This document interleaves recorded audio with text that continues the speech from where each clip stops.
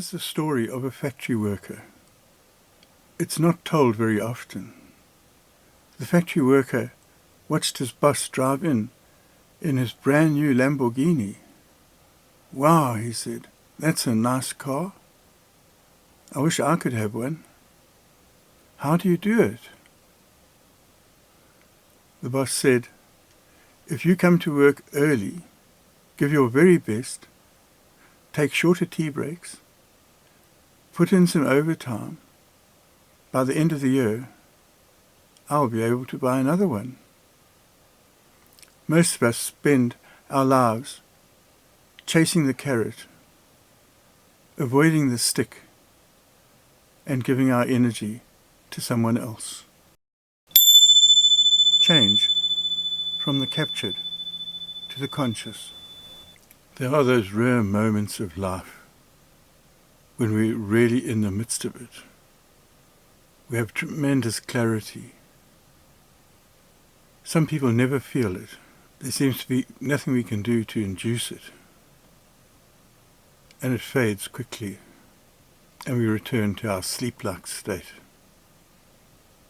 In an effort to return to that state, becoming aware of how life is presented to us is the first step.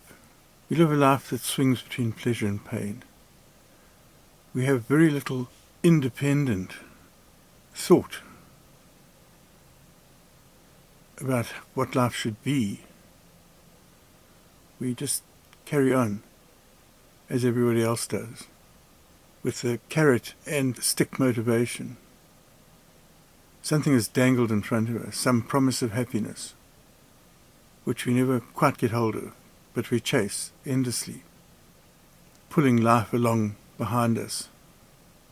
Our school system is designed for us to keep doing that. We become skilled in some way of running on the treadmill, chasing the carrot, or fearing the stick, never becoming really aware that we aren't getting anywhere.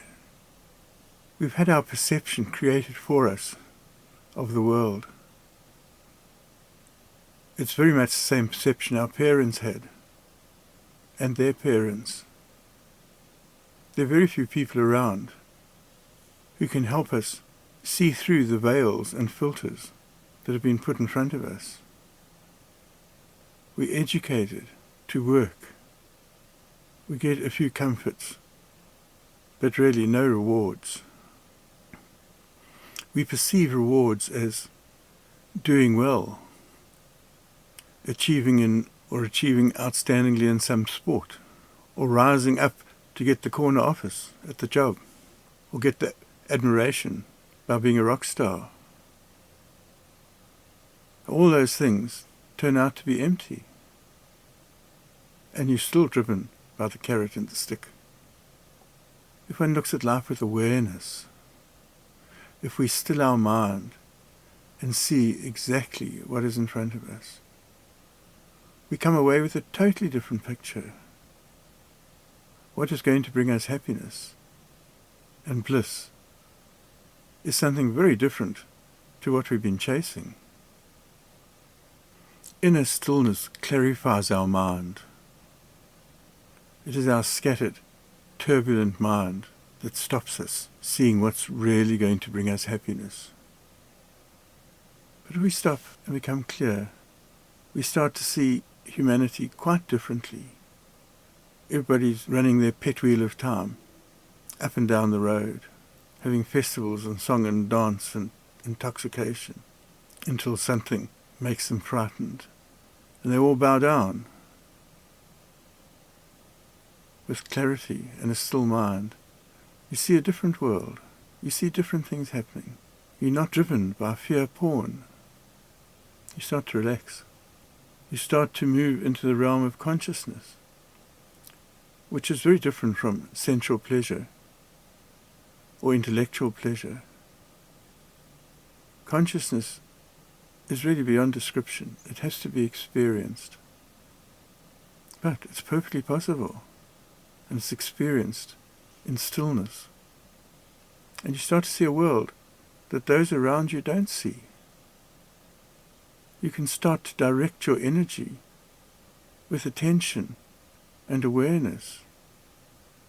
You start to live in consciousness. And when you're there, you cannot really explain it to anybody else. But you become so grateful to be there. Life opens out. Life has meaning. Life becomes real life and not just an activity, a sleepwalking activity, as it is with most people. Who do you see who is really awake? Who is actually seeing life for themselves? They're just going through the motions in a state of sleep. First with stillness, you can start to see what is what. You can start to direct your energy, and a whole realm of beauty opens out to you, which nobody else seems to be experiencing around you. Contemplate it, and after a while, it will start to open out for you too.